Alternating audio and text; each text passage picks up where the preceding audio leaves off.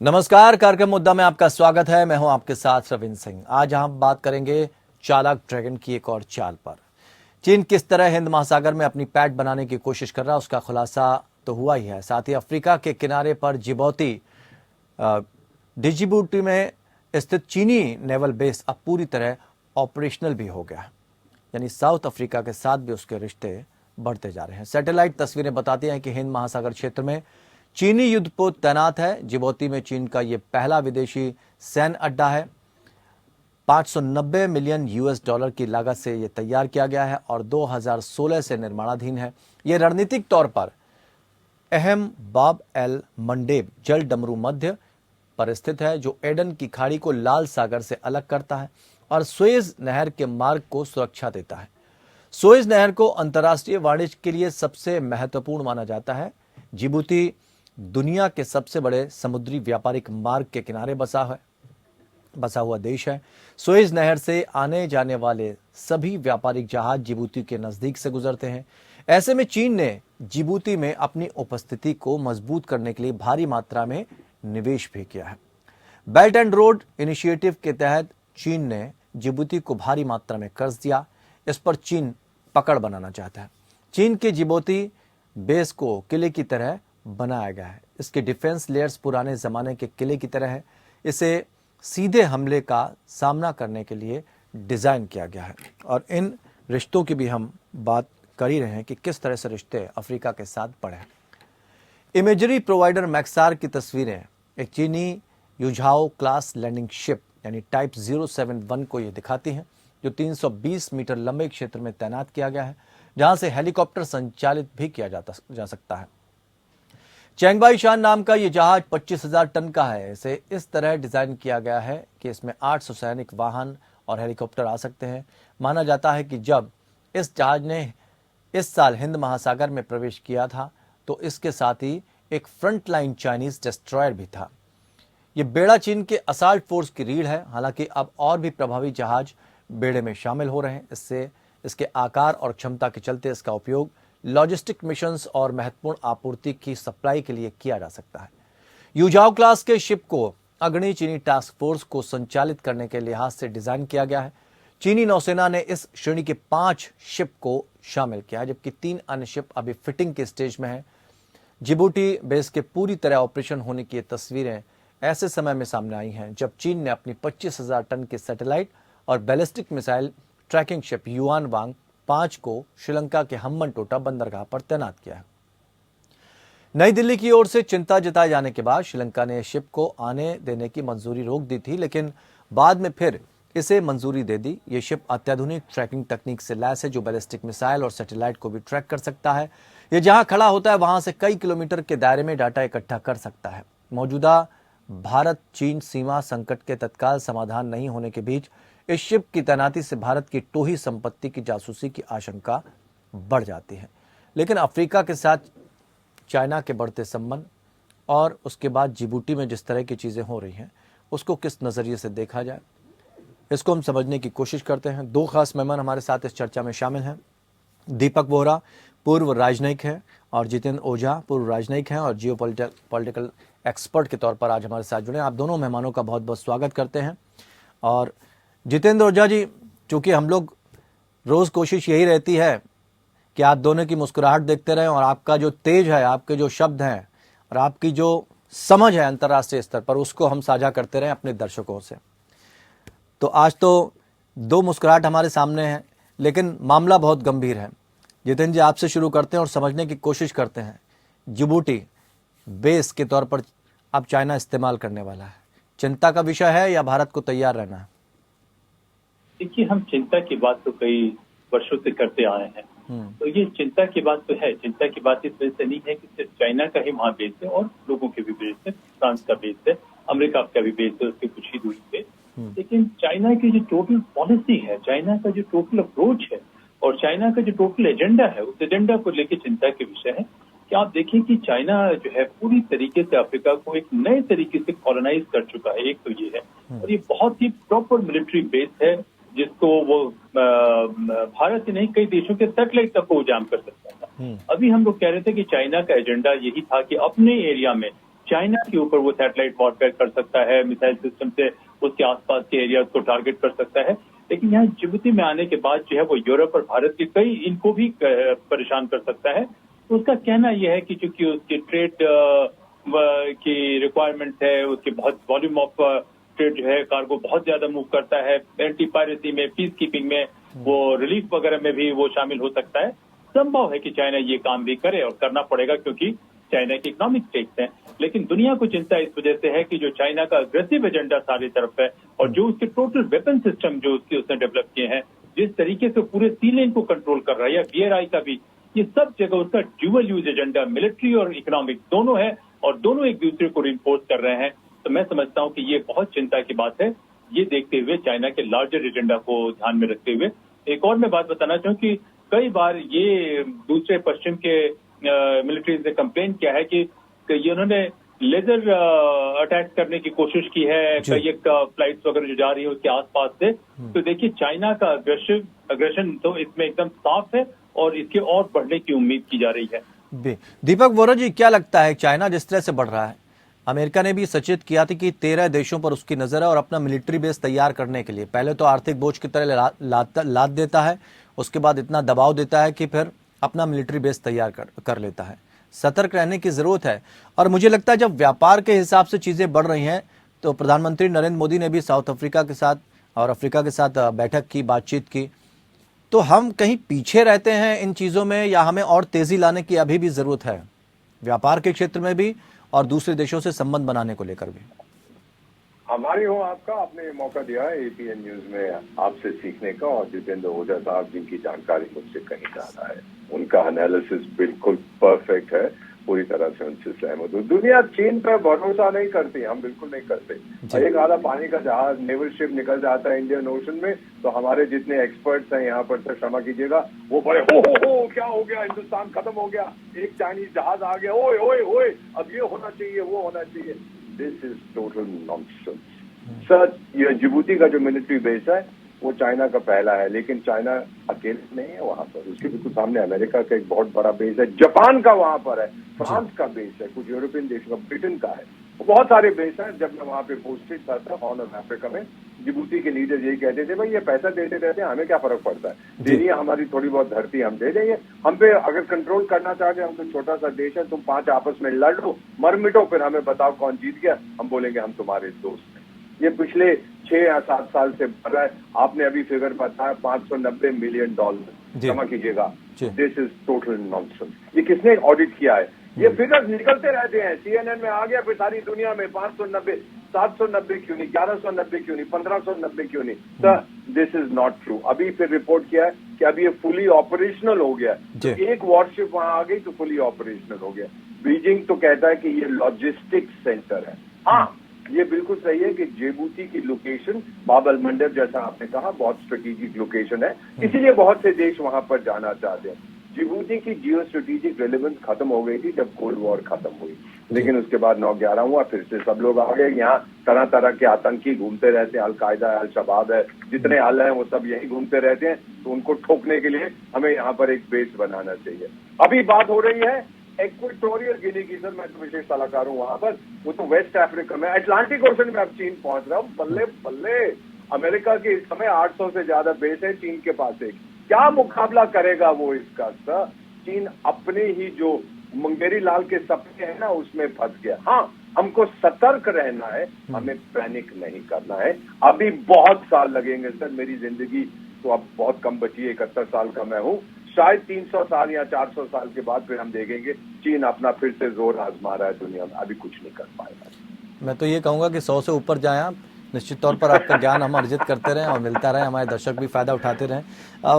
जितेंद्र जी, हम लोग हालांकि जितेंद्र जी हमेशा यही कहते रहते कि हमें डरने की जरूरत नहीं, लेकिन जब जिस तरह का व्यापारीकरण हो रहा है, जिस तरह से चीन धीरे धीरे करके अपना आर्थिक बोझ लाता है दूसरे देशों पर, उसमें मुझे लगता है कि भारत भी इस व्यापार की दौड़ में आगे बढ़ने लगा है।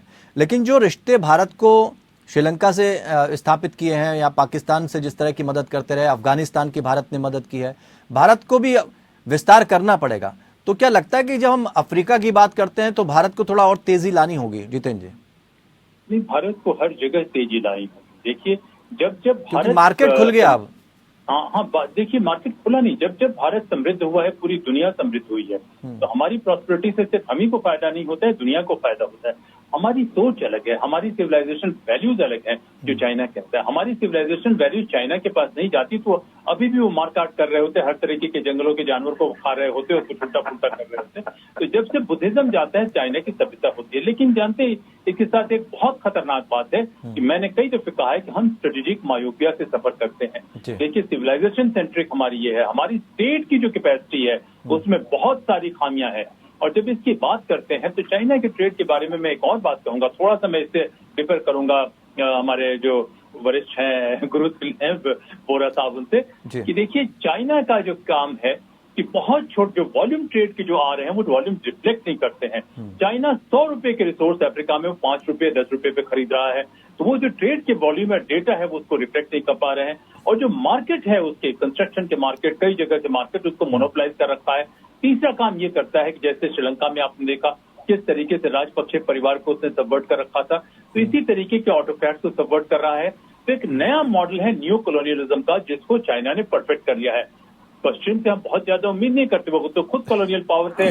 अमेरिका जैसा देश, वहां के लोकल निवासियों को मार के उन्होंने कब्जा किया और बहुत सालों तक गुलामी प्रैक्टिस करते रहे। तो ऐसे टोटल परिप्रेक्ष्य में मैं समझता हूं कि भारत को बहुत खास करके जो स्ट्रेटेजिक मायोपिया से जो हम 1500 वर्षों से सफर कर रहे हैं, उससे निकल के आने की जरूरत है। थोड़ा समय लगता है, हम आए जरूर हैं, लेकिन 2-3 चीज और है मैं कहूंगा रविंद्र जी, कि जब आप नेशनल सिक्योरिटी स्ट्रेटजी की बात करते हैं, पश्चिम में लोग ग्रैंड स्ट्रेटजी की बात करते हैं, तो उसका मतलब ये होता है कि किस तरीके से आप अपने पॉलिटिकल इंस्टीट्यूशन, अपने कॉर्पोरेट सेक्टर, अपने एकेडमिक इंस्टीट्यूशन, अपने R&D कैपेसिटी, अपनी डिप्लोमेसी और इंटेलिजेंस कैपेसिटी, मिलिट्री कैपेसिटी, सबको किस तरीके से साइनर्जाइज करते हैं कि आप एक नेशनल विजन के जरिए अपने आप को एक्सपेंड करते हैं।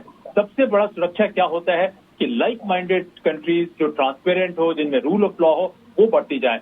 चाइना का जो मॉडल देखें कि एक छोटा सा हान नस्लवाद ये प्रमोट करता है, एक छोटी सी माइनॉरिटी है, हमेशा से बहुत एलिटिस्ट सोसाइटी रही है जो जनता के साथ बहुत खराब ट्रीट करती है। माओ के जमाने में बताइए कि 4 करोड़ से अधिक अपने ही लोगों की हत्या कर दी, हमेशा से अपने लोगों की हत्या करते आ रहे हैं। श्रीलंका का देखिए उन्होंने क्या बुरा हाल किया।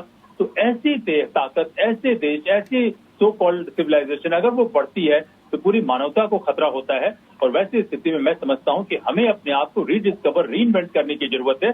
और हम अगर मजबूत होते हैं अपने पुराने वैल्यूज के साथ, हमारे अंदर भी मंगोल और मामलूक वैल्यूज आ चुके हैं, तो उसको साफ करके अगर हम अपने आप को रीडिस्कवर करते हैं तो मैं तो समझता हूं कि भारत भी मजबूत होगा और दुनिया में भी शांति और स्थायित्व की तरफ हम बढ़ेंगे। तो ये एक फिलॉसफी है, क्योंकि गलत आदमी के पास अगर टेक्नोलॉजी आती है तो उसका डिस्ट्रक्टिव इस्तेमाल करता है। तो मैं ये नहीं कहता हूं कि ये दूसरे के बेसिस हैं, वो अलग किस्म के देश हैं जो वेस्ट की डेमोक्रेसी है।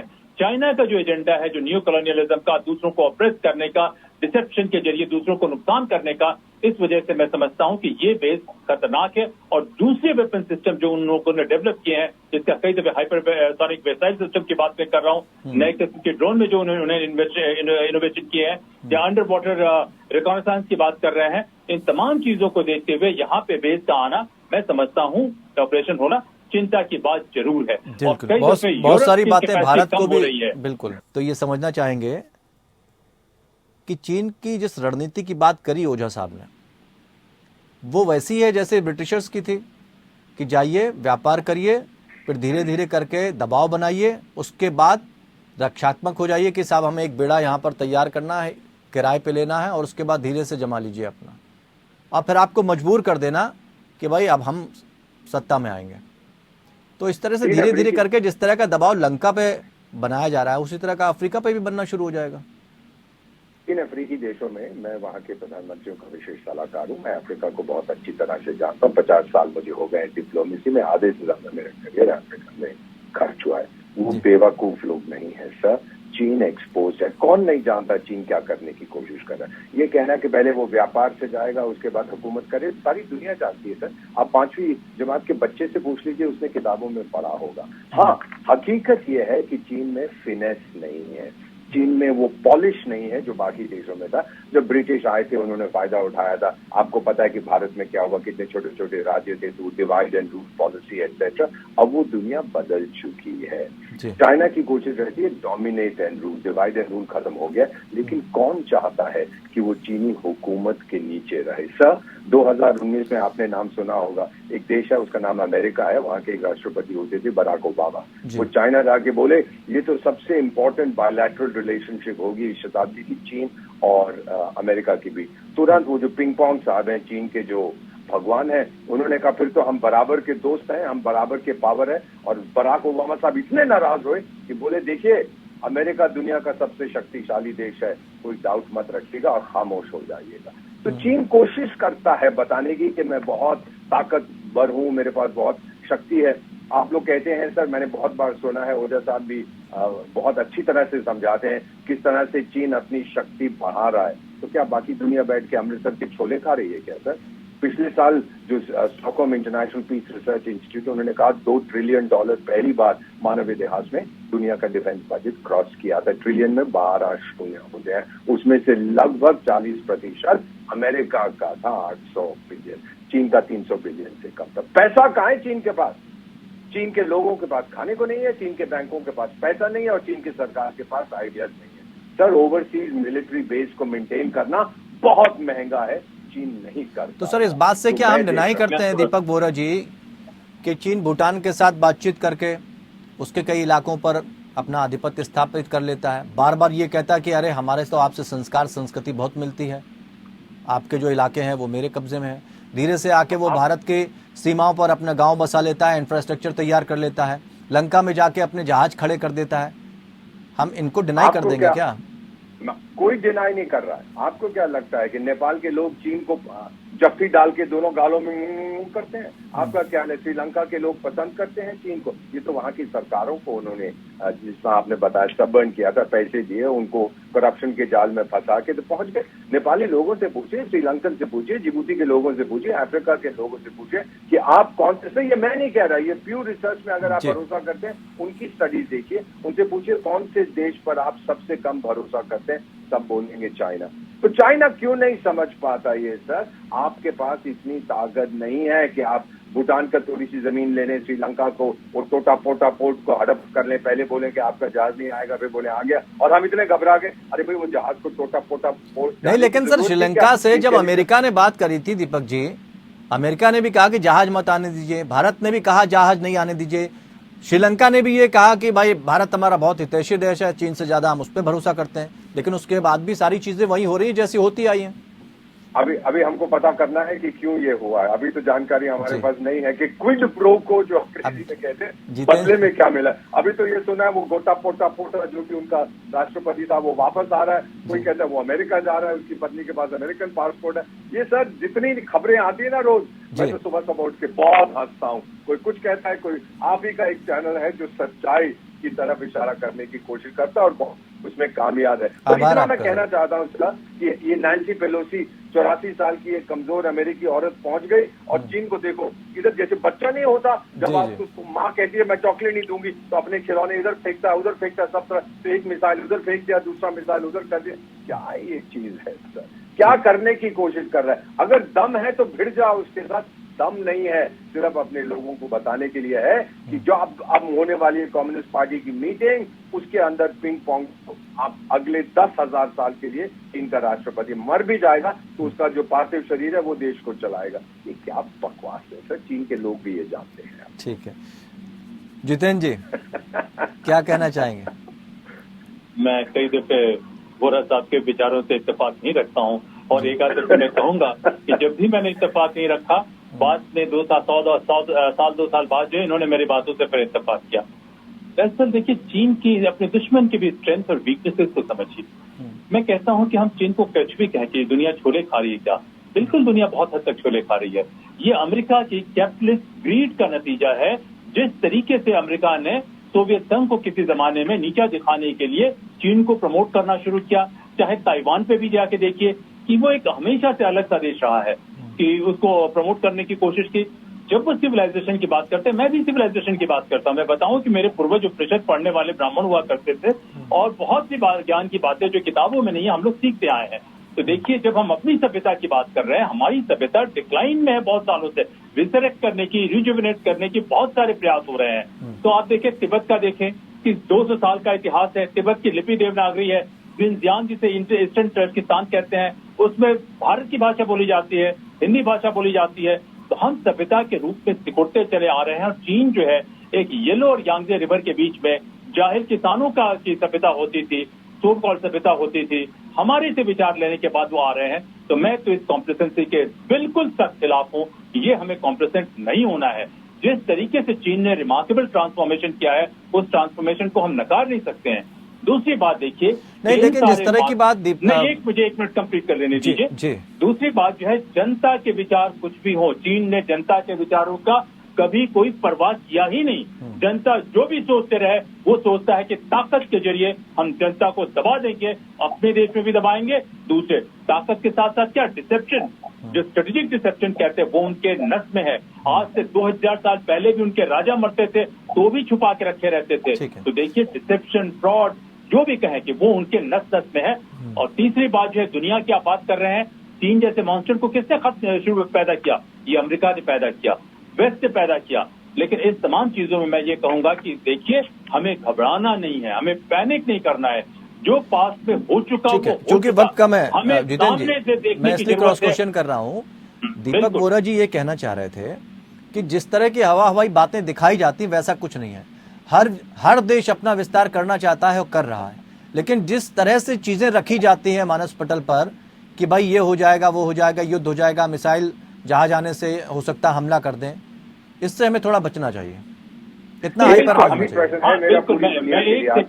दर्शक जो ये कार्यक्रम देख रहे हैं, सर, चीन चाहता है the great rejuvenation of the Chinese nation. उसने कहा है कि और 30, 40, 50 साल में कर देगा। ताइवान को हड़प कर लेगा ना, बर्बाद हो जाएगा, उसको वो हजम नहीं कर पाएगा। ये चीज उसको समझ आ जाए जिस दिन कि मेरा मेन रीजन ताइवान को खाना नहीं है, मेरा डेवलपमेंट है, तो चीन बहुत अच्छा देश बनेगा। लेकिन जब तक पिंग पोंग है, वो पागल है, कोविड हो गया था उसको, तो दिमाग उसका उल्टा हो गया, वो ये बात समझ नहीं पाएगा। ओके जी, जितेंद्र जी आखिरी टिप्पणी। बिल्कुल, मैं कुछ कहूंगा। देखिए, जो आप कह रहे हैं कि चीन की जो पॉलिटिकल सिस्टम है उससे खतरा है। चीन खुद ही अपने आप में एक बम की तरह है कि खुद ही एक्सप्लोड करेगा, खुद भी मरेगा, दूसरों को भी नुकसान करेगा। दूसरी बात मैं कहता हूँ कि एशिया में या दुनिया में एक स्ट्रेटेजिक बैलेंस जो होना चाहिए था, वो बैलेंस बहुत सालों से खराब हो रखा है, बहुत इससे खराब हो रखा है। तो ऐसी स्थिति में भारत का मजबूत होना जरूरी है। और भारत में एक तबका जो है, जो बड़ा कॉम्प्लेसेंट होता है, उस कॉम्प्लेसेंसी से हमें निकलने की जरूरत है। देखिए, कोई भी गवर्नेंस का ऑब्जेक्टिव ये नहीं होता है मामलूक तरीके से कि राजा के कदमों पे जाके आप सिर झुकाते रहें। गवर्नेंस एक बहुत जबरदस्त जिम्मेदारी है, और उस जिम्मेदारी से हम जो है ठीक से नहीं निभा पा रहे हैं। आज से नहीं, बल्कि मैं कह रहा हूँ सदियों से बीच बीच में कुछ अच्छी बातें हुई हैं। जितेंद्र जी, वक्त क्योंकि इजाजत नहीं दे रहा आगे बढ़ने का। जी, बहुत बहुत शुक्रिया। आप दोनों खास मेहमान हमारे साथ जुड़े। अंतर्राष्ट्रीय मुद्दों पर आप बेबाकी से अपनी बात रखते हैं, सच्चाई हमारे दर्शकों तक पहुंचती है। चाइना विस्तारवादी भले ही है, भारत पीछे नहीं है। हालांकि भारत को और तेजी लाने की अभी जरूरत है, ऐसा दोनों हमारे खास मेहमान कह रहे हैं। लेकिन बोरा साहब भी यही कह रहे थे कि बहुत ज़्यादा हाइपर होने की और डरने की भी ज़रूरत नहीं है। इतना आसान नहीं है चीन के लिए भारत की तरफ टेढ़ी नज़र करना। जवाब एक बार नहीं, कई बार मिल चुके हैं। और चीन की आर्थिक स्थिति भी बहुत ज़्यादा मजबूत नहीं है, इसलिए वो इस तरह की हरकतें अक्सर करता रहता है। लेकिन ना अमेरिका कमज़ोर है, ना रशिया कमज़ोर है। चीन अकेला कुछ नहीं कर सकता। और जिस देश की बात हो रही है अफ्रीका की, वहाँ पर बाकी लोगों के भी पोर्ट हैं, तो चीन के पास सिर्फ एक है, इसलिए हमें डरने की ज़रूरत नहीं है। तो मुद्दा में फिलहाल इतना ही। जुड़े रहिए हमारे साथ।